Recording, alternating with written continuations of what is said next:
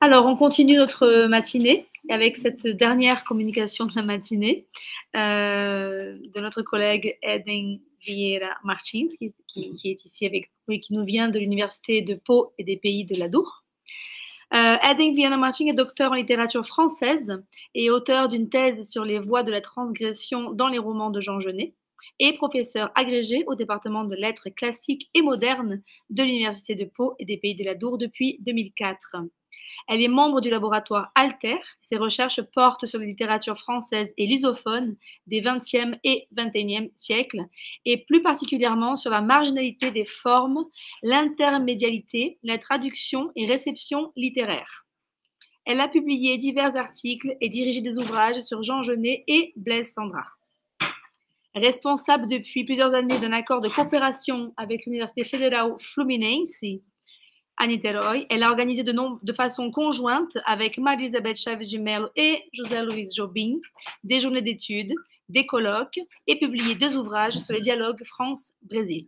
Ses recherches actuelles réalisées dans le cadre d'un postdoctorat avec Maria-Elisabeth Chaves de Mello portent sur la réception du théâtre de Genet au Brésil, ainsi que sur Blaise Cendrars et les modernistes.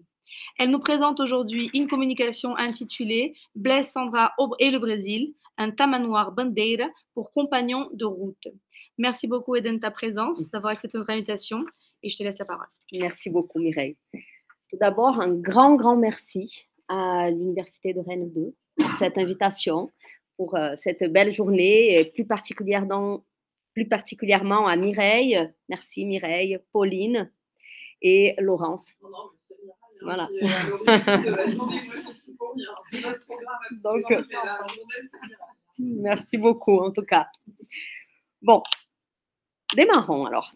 Revient-on vraiment des voyages que l'on fait au Brésil? Revient-on vraiment des voyages que l'on fait en terre promise? Chez Blaise Cendrars, le Brésil laisse des marques, lisibles et visibles dans son œuvre. Celle de 3 voyages initiatiques faits dans les années 20 en notre, je me permets, paradis terrestre. Mais vous allez voir que je cite. Chez les modernistes, Blaise Cendrars laisse aussi des traces. Lesquelles? Comment cette influence croisée se reflète-t-elle dans leurs textes? Je vous propose aujourd'hui de vous parler d'une amitié forte, mais une amitié encombrante, mais aussi créatrice de ponts, celle de Blaise Cendrars avec les modernistes brésiliens. Dans un premier temps, je vous parlerai donc du tamanoir comme étendard, au souvenir des amis modernistes, avant de rappeler rapidement, merci Beth d'avoir fait plus en détail l'historique de l'invitation faite à Blaise Cendrars de visiter le Brésil, et de poursuivre ensuite avec une partie comparative sur les influences croisées entre Blaise Cendrars et Oswald de Andrade, pour terminer dans une conclusion sur les clichés remotivés au retour du voyage. Donc, le tamanoir. Au début du Lotissement du ciel, qui est le livre mal aimé de la série des mémoires de Blaise Cendrars, publié en 1949, soit plus de 20 ans après le dernier séjour de Blaise au Brésil, nous pouvons lire. Donc, c'est l'incipit, hein. On levait l'ancre. God verdam, si vous embarquez cette sale bête, je serai obligé de vous... Cette sale bête, que le commissaire de bord qualifiait ainsi en m'invectivant dans son mégaphone, était un magnifique fourmilier. Un tamanoir bandeira de plus de 2 mètres de haut, avec qui j'avais failli plusieurs fois me ficher à l'eau en voulant faire ami et échanger des embrassades. Moi, en équilibre instable sur la dernière marche de l'échelle du paquebot, que les remorqueurs du port faisaient déjà pivoter pour prendre le large, et la bête géante, avec son absurde queue en forme de bannière et son long nez encore plus absurde en forme de cagoule inversée. C'est ainsi que le chapitre 1 du Lotissement du ciel est dédié à cette sale bête qu'est le tamanoir bandeira, donc une extravagante bête de la forêt, vierge, que Monsieur Cendrars souhaitait ramener du Brésil. Avec beaucoup d'humour, beaucoup d'humour, le récit s'ouvre sur cette tentative ratée de faire ami avec le bicho tão bonito et de monter avec elle à bord du Gelria, le bateau qui le ramenait du Brésil. Affublé à plusieurs reprises de l'adjectif absurde, le regretté Tamanoir aurait pourtant trouvé très facilement sa place dans la cabine zoo de Blaise qui abritait déjà, je cite le lotissement du ciel. Donc, Blaise Cendrars ramenait du Brésil 67 ouistiti, des ouistiti lions à crinière oxygénée, une race en voie de disparition et que l'on ne trouve que dans une île derrière Paquetá. Et il ramenait aussi, toujours dans sa cabine, 257 couleurs qui sont des oiseaux du tropique dont jamais aucun exemplaire vivant n'a pu franchir l'Atlantique. Voyez bien, un tamanoir bandeira de plus, franchement. Mais non, le tamanoir n'est pas transportable et Blaise doit s'y conformer. Dans un long paragraphe, alors que je vais me permettre de citer tellement c'est savoureux, à la fin du chapitre qui décrit de façon vraiment détaillée la bête, il explique. Le commissaire avait raison. À moins de mettre tout l'équipage dans les soutes à la chasse aux fourmis durant la traversée, comment aurais-je fait pour alimenter cette extravagante bête de la forêt vierge qui ne se nourrit que de fourmis et de leurs œufs? En forêt, cet édenté qui marche balourdement sur le dos des mains, les ongles en l'air, fuit sa longue tête en forme d'entonnoir dans une fourmilière, l'enfonce jusqu'aux oreilles, balance sa queue qui flotte comme un drapeau, ce qui est un signe de jouissance, dévide je ne sais combien de mètres et de mètres d'une langue mince comme un fil et gluante, bave une salive sucrée dont les fourmis sont friandes, et quand sa langue est recouverte de centaines et de milliers de fourmis grouillantes, mais qui ne peuvent se dépêtrer, ce curieux animal doit se presser avec un doigt sur le nombril pour déclencher un ressort secret qui fait se rembobiner sa langue comme un fil à pêche à une vitesse merveilleuse. Eh bien, dis donc. Alors, une bête extravagante, gloutonne, inoffensive et drôle. Extrêmement drôle. Mais attention, qui pouvait être aussi dangereuse, même si c'était malgré elle.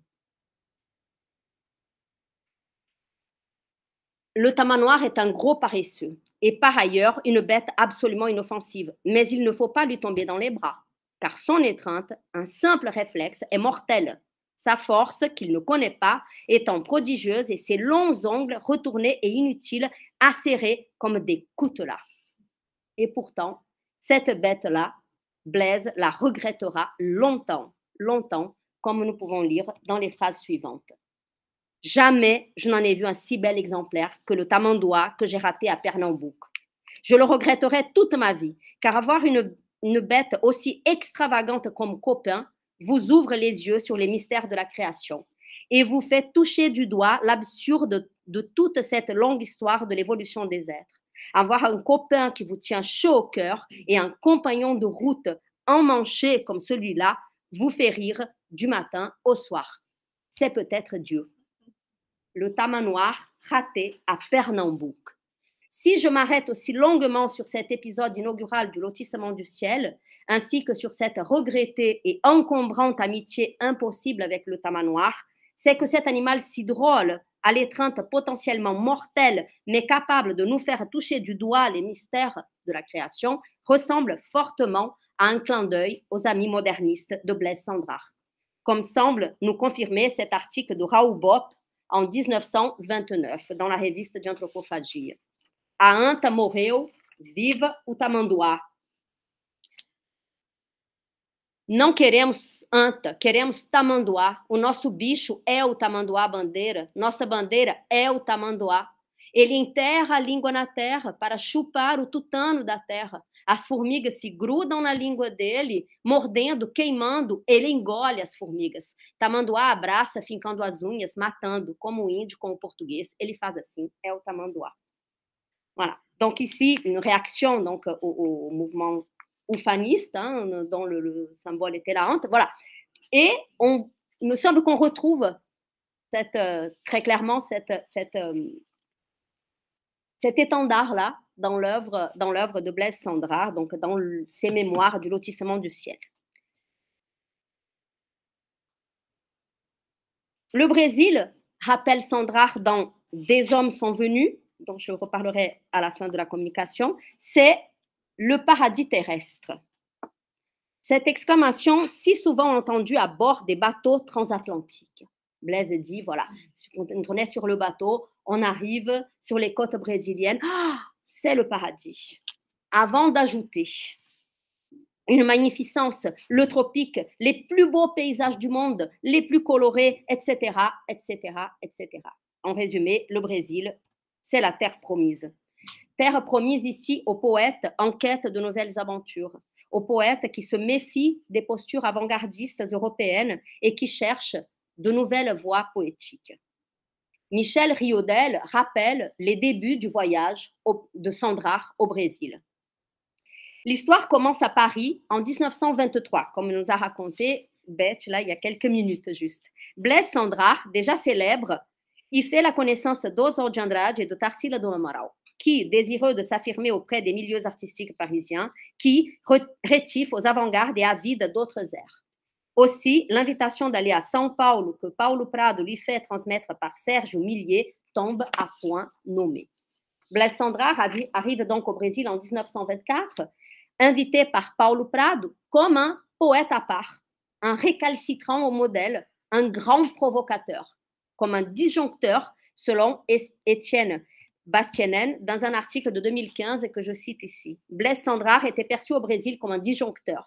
L'auteur de la prose du transsibérien avait cassé les moules à gaufres classiques, balayé les soupirs symbolistes, impulsé une lyrique de la saisie de sensations. À Rio, l'on se passait, l'on se lisait à haute voix ces Pâques à New York, ces coruscantes draperies, ces 19 poèmes élastiques, ces haïkus incisifs. Paradoxalement, pour dynamiter leur inféodation, les modernistes se cherchèrent un allié dans un innovateur pointu, S-langue et littérature française. Le 5 février 1924, Sandrard est accueilli à Santos comme une rockstar. Les chefs de file du modernisme, Oswald de Andrade, Mário de Andrade, Serge Millier, Rubens de Moraes, l'acclament en rédempteur. En effet, les modernistes voient en Sandrard le symbole d'un poète libre, insoumis, alors qu'il cherchait à se libérer des contraintes et modèles parnassiens, accueillir ainsi en grande pompe comme rédempteur un poète venant de France paraît une démarche paradoxale. Et ça l'est, en quelque sorte. Ce qui explique d'ailleurs Mário de Andrade en 1924, dans Revista do Brasil. Je peux le citer en portugais? Oui? Bon. Alors, foi Sandrard que me revelou o universo. Se do mundo aqueles que me tinham dado uma filosofia, Sandrard deu-me o conhecimento. E, poeta français, m'a libéré de France. Esse é o homem que São Paulo hospedará por alguns meses. À sua chegada, deu-se um incidente grandioso. As autoridades de Santos quiseram impedir-lhe o débarque porque era mutilado. Blaise Sandrard était blessé de guerre. Il lui manquait le bras droit. Tudo se arranjou, felizmente para nós que possuiremos o poeta por algum tempo. Mas o ato policial me enche de sincero orgulho.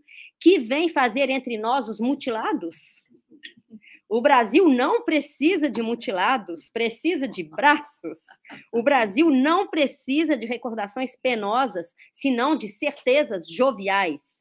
Numa descida do vapor, a polícia não podia pesar as riquezas espirituais que Sandrard nos trazia. Impediu-lhe a entrada. Fez muito bem.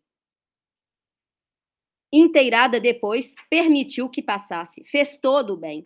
Essa tem de ser a nossa forma habitual de proceder. Nada temos que aprender com o senhor Henri de Régnier, poeta de França. Temos muito que aprender com Blaise Sandrard, poeta do mundo. O senhor de Régnier é mais mutilado que Sandrard para as necessidades do organisme national, etc., etc. C'est donc en tant que critique de l'ordre établi, dépassant les frontières formelles de la littérature canonique française, et en tant que poète du monde, que Blaise Sandrard arrive au Brésil en ces années 20, année de la révolution caraïbe imaginée par Oswald de Andrade. Une révolution, je cite Oswald, plus grande que la révolution française. Qui de mieux pour participer à cette révolution qu'un poète français pas vraiment français, bourlingueur invétéré, ayant dynamité les codes génériques et ayant été au cœur de nombre de polémiques du cercle littéraire parisien. Pour rappel, en 1924, Sandrard a déjà écrit et publié Les Pâques à New York, La prose du transsibérien ou de la petite Jeanne de France, Panama ou l'aventure de mes 7 oncles, 19 poèmes élastiques, Anthologie nègre, mais aussi J'ai tué, qui est sans aucun doute l'un des récits sur la Première Guerre les plus novateurs et les plus poignants écrits à l'époque. Mais Sandrach, en ce début du XXe siècle, a déjà également fait partie de nombreuses polémiques concernant notamment la question de la copie et du plagiat. En effet, Sandrach a été accusé de s'approprier les idées d'Henri Bazin concernant le simultanéisme et il a accusé à son tour Apollinaire de l'avoir copié dans le poème Zone. Ce qu'il fera plus tard aussi, il va accuser Céline de l'avoir copié, d'avoir copié Moravagine. Bon, voilà. Donc, Sandrach jouit ainsi dans ces années 20 d'une notoriété certaine dans le milieu poétique parisien, tout en étant mis à l'écart de la bande des modernes, comme nous l'explique Claude Leroy. Un refus aussi net du modèle de l'avant-garde l'a éloigné de tout compagnonnage avec les dadaïstes, puis les surréalistes, dont le rapproche pourtant bien des affinités d'écriture. En somme, le bourlingueur provocateur parfait avec qui faire ami-ami, et quand on se trouve à l'avant-garde du modernisme brésilien, de l'avant-garde moderniste brésilienne, et que l'on a pour objectif de s'éloigner des vieux modèles européens. Entre Blaise Sandrach et les modernistes brésiliens, un rapprochement donc qui va de soi en ce début de siècle et qui laissera des marques d'un côté et de l'autre. Mais de quelles marques parle-t-on? Comment lit-on le Brésil dans l'œuvre de Blaise Sandrach et dans l'œuvre de moderniste? Comment trouve-t-on des traces du passage de Sandrach? Donc, Paulo Prado, riche homme d'affaires et mécène, écrit en 1924 à l'apparition du manifeste de la poésie Pau-Brasil. Oswald de Andrade, lors d'un voyage à Paris, du haut d'un atelier Place Clichy, centre du monde, découvre émerveillé son propre pays. Ce que confirme la dédicace du recueil Pau-Brasil, publié, je rappelle, donc le recueil de Oswald de Andrade a été publié d'abord à Paris, aux éditions Sans Pareil en 1924, où Oswald de Andrade écrit à l'occasion de la découverte du Brésil à Blaise Sandrach. Alors juste, on remarquera que la partie donc à Blaise Sandrach sera ensuite supprimée par Oswald plus tard parce qu'ils vont se brouiller. Donc il va enlever la partie, la dédicace à Blaise. Nous trouvons donc dans ces premières publications d'une poésie Bois-Brésil, qui se veut authentiquement brésilienne, la revendication d'un processus de découverte à travers et grâce à l'autre. Du haut d'un atelier Place Clichy, avec ou grâce à Blaise Sandrach, hommage est rendu ici à une amitié naissante et au pouvoir créateur. Tandis que du côté de Blaise Sandrach, on publie aussi. Donc, en 1924, au retour du Brésil, Sandrach va publier le premier volet de Feuilles de route. Ce premier volet, intitulé Le Formose, est publié aux mêmes éditions que Pau-Brasil de Oswald de Andrade, donc sans pareil, avec la dédicace suivante. Ce cahier est dédié à mes bons amis de São Paulo, Paulo Prado, Mário de Andrade, Serge Millet, etc., etc. Donc, et bien sûr, Oswald de Andrade. Les deux ouvrages, publiés chez ce même éditeur parisien à quelques mois d'intervalle, sont ainsi mutuellement dédiés et s'ouvrent d'emblée sur une perspective d'échange et d'influence croisée. Juste une précision concernant Feuilles de route. Le premier volet, donc le Formose, a été publié en 1924. Le deuxième volet, intitulé São Paulo, l'a été en juin 1926, dans le catalogue d'une exposition de Tarsila do Amaral à Paris. Et le troisième volet, qui réunit des inédits, a été publié dans la revue Montparnasse en 1927. Ce n'est qu'en 1944 que les trois volets seront publiés ensemble sous le titre donc, de Feuilles de route. Donc, revenons à l'étude comparative entre Pau-Brasil et Feuilles de route. Les deux recueils semblent avoir été conçus en écho l'un à l'autre, dans un système spéculaire. Au-delà de la question des dédicaces en vis-à-vis et de l'éditeur en commun, les exigences esthétiques sont également très proches. Donc, on y retrouve dans les deux une poésie du simple, des vers libres, une absence de ponctuation, une poésie de l'instantané poétique, une poésie qui existe dans les faits, une tentative de poésie concrète, dans une expression avant tout sobre. Un ensemble de photographies poétiques du Brésil, en somme. Examinons de près quelques-uns de ces échos. Donc, tout d'abord, une illustratrice en commun. La plaquette feuille de route par le Formosa paraît avec des dessins de Tarsila do Amaral, tout comme l'édition originale de Pau Brasil. Écho également dans la construction même des recueils. Dans le projet initial de Blaise Cendrars, donc, feuille de route devait contenir 7 plaquettes. Le Formosa, São Paulo, le Carnaval à Rio, les vieilles églises de Minas, à la Fazenda, Des hommes sont venus, Sud-américaine et le Gelria. Si on exclut les parties 1 et 7 qui correspondent au voyage aller-retour de Blaise Cendrars, les autres plaquettes semblent très proches de certaines parties du recueil Pau Brasil. Ainsi, par exemple, Des hommes sont venus fait écho à História do Brasil, poèmes da colonização. Le Carnaval de Rio à Carnaval, São Paulo à Postes da Light, à La Fazenda à São Marinho et les vieilles églises de Minas à Roteiro das Minas. Les 2 recueils contiendraient donc 5 parties analogues. De même, nous pouvons lire dans les 2 recueils de nombreux poèmes sous forme de listes, des énumérations, comme Beth en a cité quelques-uns, mais ce n'est pas la première fois que Blaise Cendrars fait des poèmes qui ressemblent à des listes. Mais voilà, mais là, on les retrouve dans les deux recueils. Donc, par exemple, j'ai pris un exemple juste, il y en a plusieurs. Donc, dans Pau Brasil, Nova Iguaçu, Confeitaria Três Nações, Importação e Exportação, Açougue Ideal, Leiteria Moderna, Café do Papagaio, Armarinho União, No País Sem Pecados. Feuille de route, Rio de Janeiro, les rochers roses, le phare blanc qui les surmonte, les signaux du sémaphore qui semblent liquéfiés, et voici maintenant que je sais le nom des montagnes qui entourent cette baie merveilleuse. Le géant couché, la Gávea, le bico de papagaio, le corcovado, le pain de sucre que les compagnons de Jean de Léry appelaient le pot de beurre, et les anguilles étranges de la chaîne des orgues. Bonjour, vous. Puis, si nous regardons de près les poèmes, ce reflet devient alors encore plus clair, comme dans l'exemple suivant. Fernando de Noronha, donc, Oswald de Andrade. De longe, pareces uma catedral gravando a latitude, terra habitada no mar pela minha gente. Entre contrafortes e penedos vulcânicos, uma ladeira coberta de mato indica a colônia lado a lado. Muro branco de cemitério, a igreja, 4 antenas levantadas entre a Europa e a América, farol e cruzeiro. Du côté de Blaise Cendrars.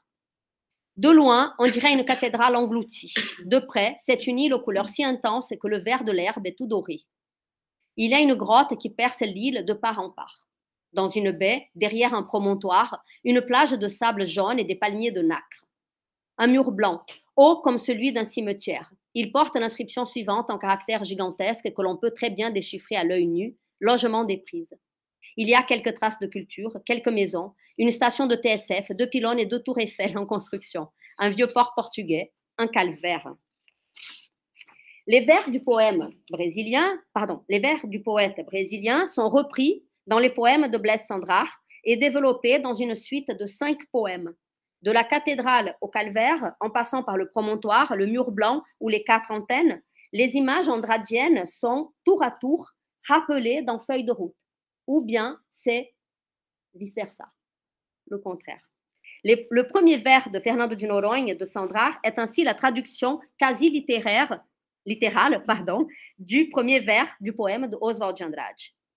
De loin, on dirait une cathédrale engloutie. Je vais me permettre ici une interprétation totalement hasardeuse de l'ajout de l'épithète englouti chez Cendrars comme un clin d'œil aux travaux et concepts modernistes.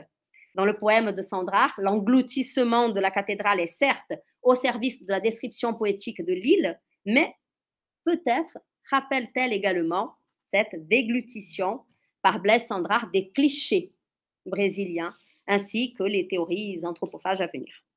Autre point en commun, la technique de collage de documentaire déjà utilisée par Blaise Cendrars comme nous expliquait Betchy tout à l'heure. Alors, juste rapidement, juste avant Feuille de route, Blaise Cendrars a publié un recueil intitulé d'abord Kodak. Ça a été publié chez Stock en 1924. Blaise corrigeait les copies, les derniers, les épreuves, voilà, alors qu'il était au Brésil. D'accord? Et il a fallu qu'il change le titre du recueil parce que Kodak n'a pas aimé. Donc, du coup, il a changé, il a mis documentaire. Alors, donc, en 1924, il a fait cette dédicace à la dona Olívia Penteado, qu'il avait accueillie au Brésil. Para a dona Olívia Penteado, este álbum de fotografias ruins em que eu mal apareço. Eh bien oui, en effet, parce que dans cet ouvrage, en fait, Blaise a fait un collage de deux romans qui avaient déjà été publiés. Le premier, donc, par Gustave Le Rouge, Le mystérieux docteur Cornelius, et le deuxième, un livre de Calmeine intitulé Au Congo belge. Quelques années plus tard, Blaise Cendrars va introduire dans son œuvre des clins d'œil de façon à ce que les lecteurs reviennent sur Kodak et y voient ce qu'il avait vraiment voulu faire. D'accord? Donc, c'est dans L'Homme foudroyé, donc, qui fait partie des mémoires de Blaise Cendrars, où il écrit « Avis aux chercheurs et curieux. Mes poèmes ont été taillés à coups de ciseaux dans l'un des ouvrages en prose de Gustave Le Rouge. » Je parlais fort, hein. Non? Ah, pardon. Je pensais que vous alliez fermer. Voilà. D'accord? Donc, des poèmes taillés à coups de ciseaux dans des œuvres déjà publiées. Dans Feuille de route, c'est la même chose. Cendrars découpe, recolle, par exemple, des extraits du voyage dans les provinces de Saint-Paul et de Sainte-Catherine, publiés par Auguste de Saint-Hilaire, comme dans l'exemple suivant. Le Portugais Pedro Álvares Cabral s'était embarqué à Lisbonne en l'année 1500 pour se rendre dans les Indes orientales. Des vents contraires le portèrent vers l'ouest et le Brésil fut découvert. Technique similaire du côté de Oswald de Andrade qui, dans Pau-Brasil, je cite Benedito Nunes, s'est approprié dans toute la première partie de Pau-Brasil les sources de notre historiographie, telles que les chroniques de la découverte et de l'exploration du Nouveau Monde, Pero Vaz de Caminha, Gandavo, Claude d'Abbeville, Frei Vicente do Salvador, Manuel Calado. En effet, le premier poème de Pau-Brasil s'appelle Découverte et toute la première partie du livre présente des textes d'autres auteurs choisis et retaillés par Oswald de Andrade pour raconter l'histoire de la découverte du Brésil. Ces poèmes sont écrits en portugais, mais aussi en français. Voilà. La découverte passe par l'autre, elle se fait dans la langue de l'autre, mais à travers le regard neuf et la plume tranchante du poète. Le jeu de l'intertextualité dans l'œuvre des deux poètes, Blaise et Oswald, permet des intersections de voix qui s'interposent, se chevauchent et se distancient, créant ainsi un système quasi spéculaire et de lecture multiple. J'ai bientôt fini. Oswald de Andrade, dans une interview accordée au Correio Paulistano en 1949, explique: o primitivismo, que na França aparecia como exotismo para nós, era, no Brasil, primitivismo mesmo. Pensei, então, em fazer uma poesia de exportação e não de importação, baseada em nossa ambiência geográfica, histórica e social. Como o pau-brasil foi a primeira riqueza brasileira exportada, denominei o movimento Pau-Brasil. Sua feição estética coincidia com o exotismo e o modernismo 100% de Cendrars, que, de resto, também escreveu conscientemente poesia pau-brasil. De la poésie bois-brésil d'exportation, écrite à plusieurs, taillée dans plusieurs œuvres, poésie du simple, poésie de l'autre, une poésie qui dévore la voix de l'autre et qui s'amuse beaucoup des clichés ayant construit tout un imaginaire, le Brésil vu de l'Europe.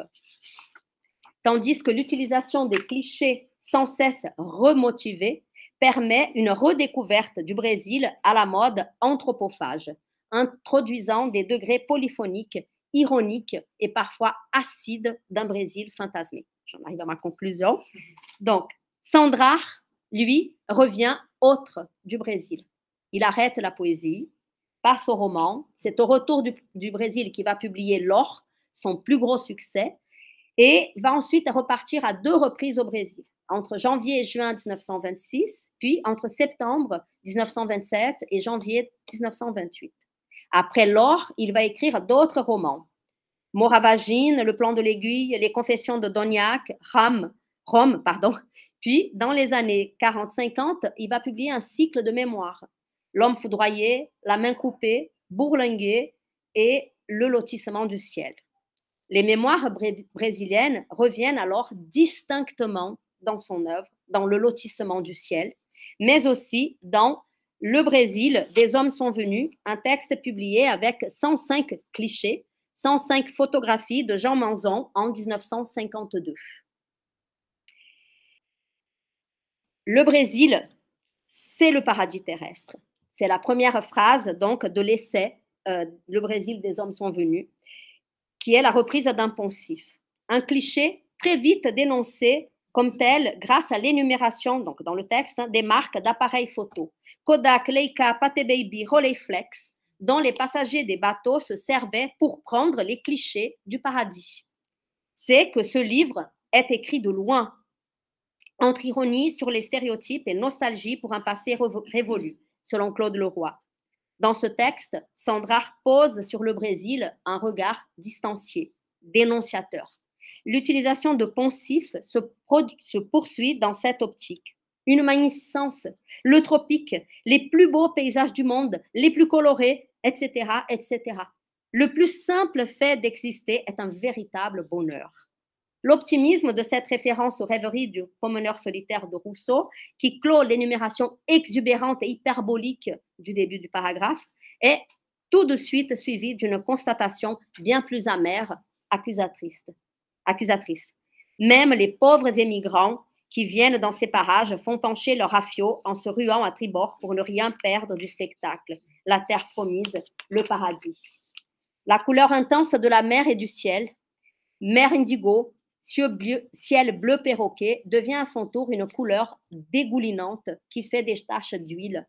L'évocation du relief de la Serra do Mar, géniale, donne l'occasion d'ouvrir une parenthèse sur la colonisation ratée du Brésil par la France et Nicolas de Villegagnon. Mais le temps écoulé entre le dernier voyage et l'écriture de cet essai apparaît également dans un jeu intertextuel cher à Sandrard. La reprise de certains poèmes de Feuilles de route, donc dans cet ouvrage-ci, apparaît comme l'écho d'une œuvre écrite dès le retour du Brésil, dans l'instant du déplacement.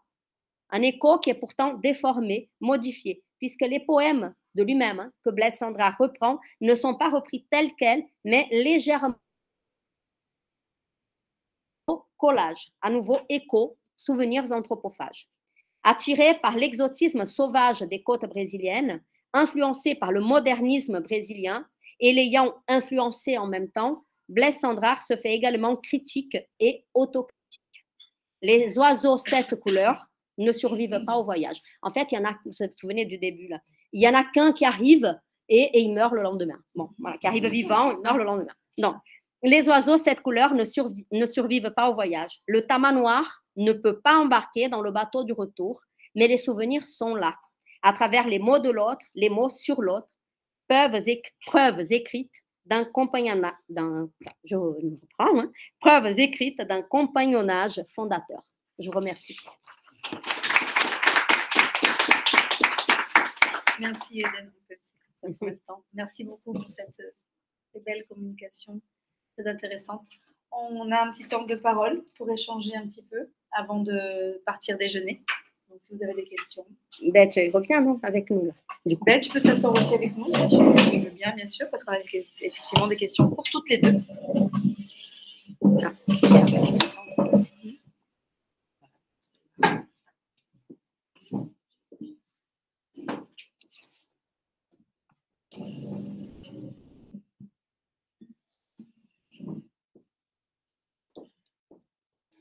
Je t'en prie.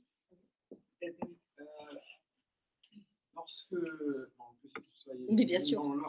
Lorsque tu abordes les styles des Sandrard, ces styles qu'elle repris, ça m'a fait beaucoup penser, donc ce n'est pas forcément une question, c'est oui. Ça m'a fait penser au style bazar. C'est Spitzer nomme la série chaotique, le style bazar où il y a des émulations chaotiques. Voilà.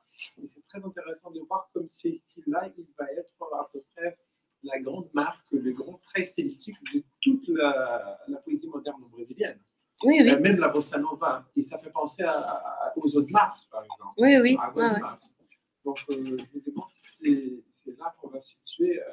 ton avis, des débuts de ces styles dans la poésie brésilienne? Comment...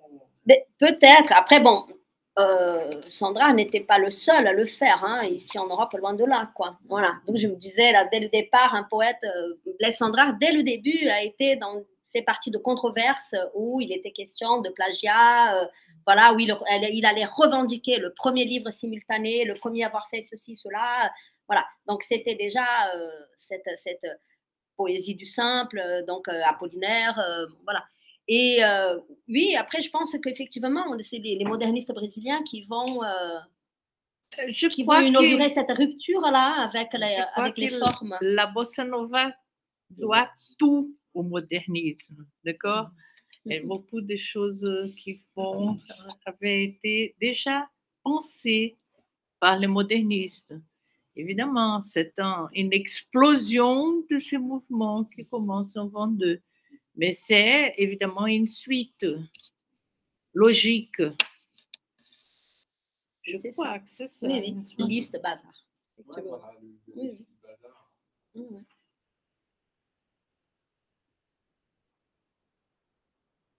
Autre question?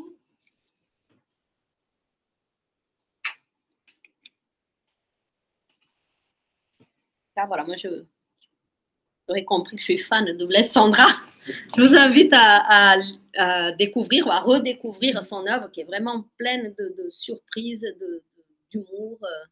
Oui, ce qu'on voudrait ici, c'est que vous le connaissiez parce que les gens ne le connaissent pas. Je crois que On même lit pas pas en beaucoup, France.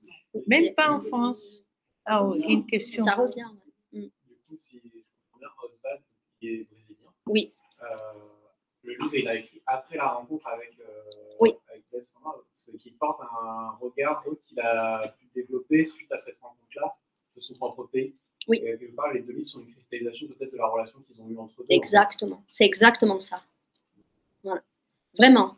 Et moi, il me semble qu'il y a autant d'influence chez l'un que chez l'autre, quoi. C'est la rencontre, effectivement.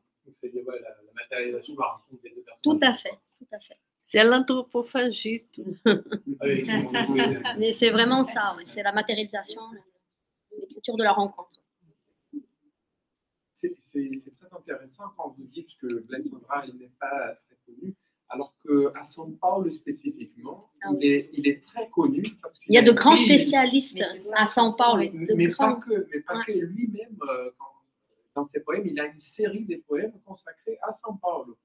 Et j'ai le souvenir de plusieurs collègues qui, en rendant hommage à São Paulo lors de l'anniversaire de la ville, le 25 janvier, faisaient toujours leur petite publication en ligne du poème de Sandrard, où il dit qu'il adore cette ville, et il manifeste un style bazar, justement, tout à fait. L'hétérogénéité de l'architecture, de l'urbanisme chaotique de la ville.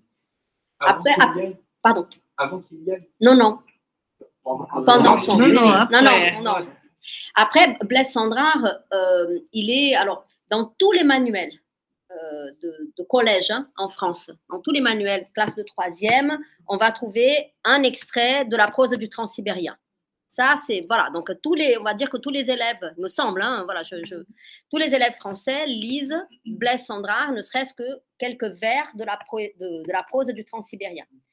Il y a 30 ans de ça, tous les collégiens lisaient l'or. Voilà. Et là, l'or est sorti complètement des radars.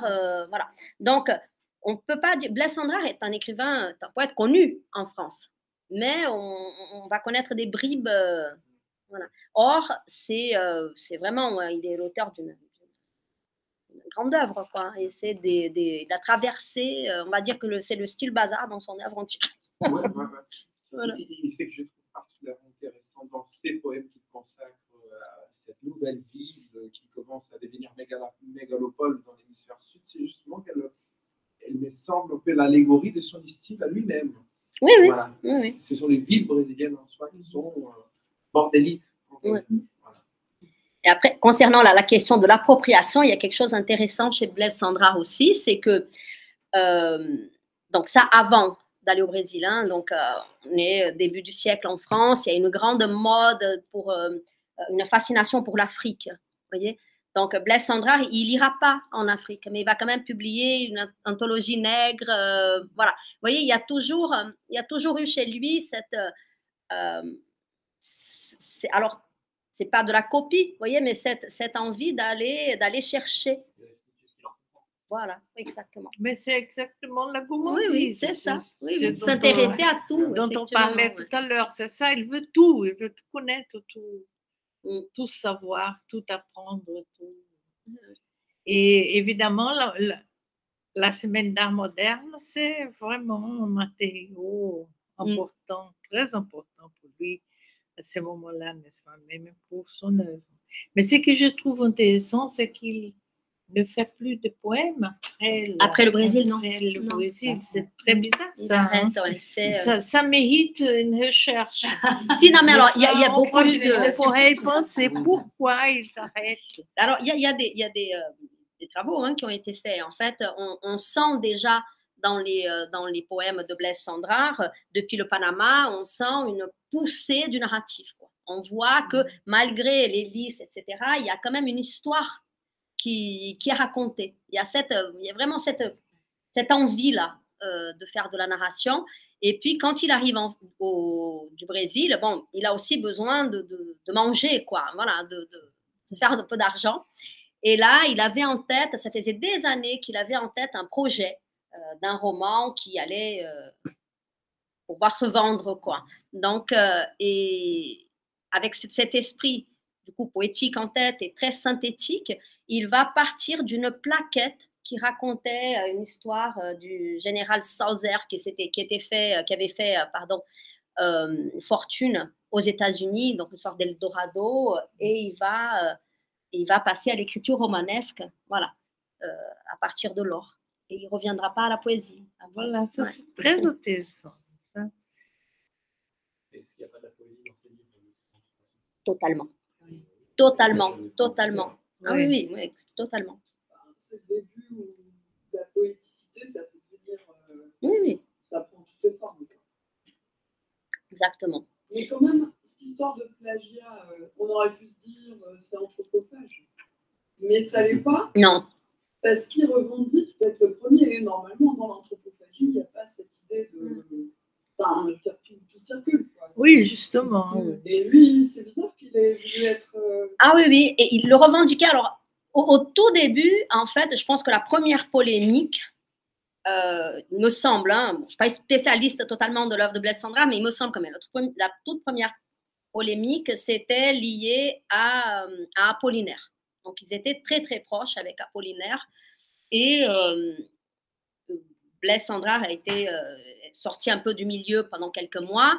Et Cendrars a publié, donc, Zone. Voilà. Et quand Blaise Cendrars a vu le poème publié, il a été très, très peiné parce qu'il lui semblait que Apollinaire vraiment s'était appuyé sur lui. Et donc, il écrit à Apollinaire à ce moment-là, mais vous auriez dû au moins me dédier le poème qui était pour lui aussi le reflet de leur amitié avec Apollinaire, ce qui n'a pas été fait.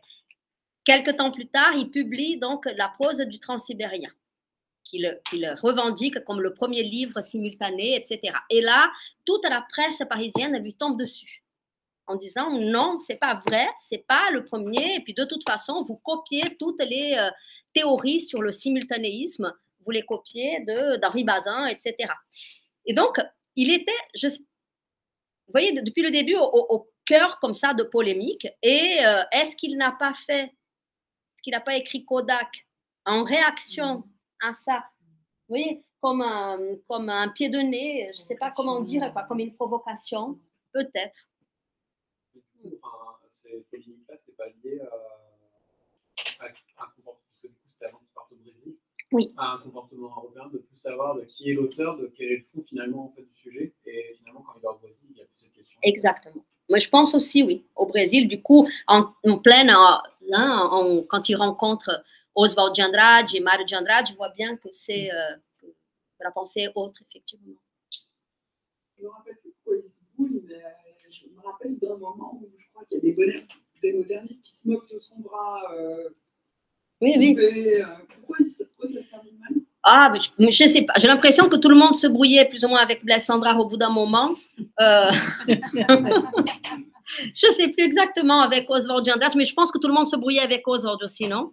Je crois Plus qu'il ou moins, n'était pas voilà. facile. Hein. C'était souvent pour des histoires de revendiquer des textes. Ou des... Ouais. Mais ben voilà.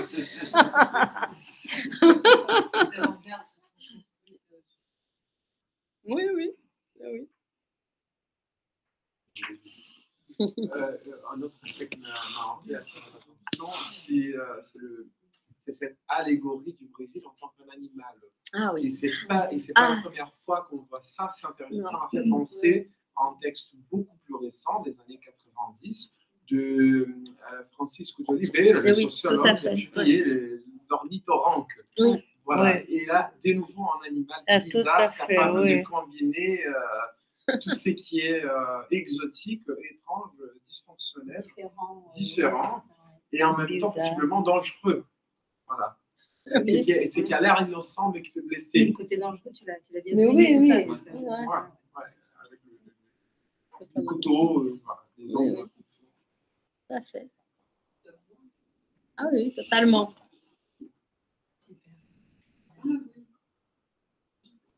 Donc, on va s'arrêter par là pour ce matin. Merci beaucoup. Merci encore à tout le monde pour ces belles témoignages. Et donc, on part déjeuner et on revient à 14h. Qu'est-ce qu'on fait ici? Para la grabación.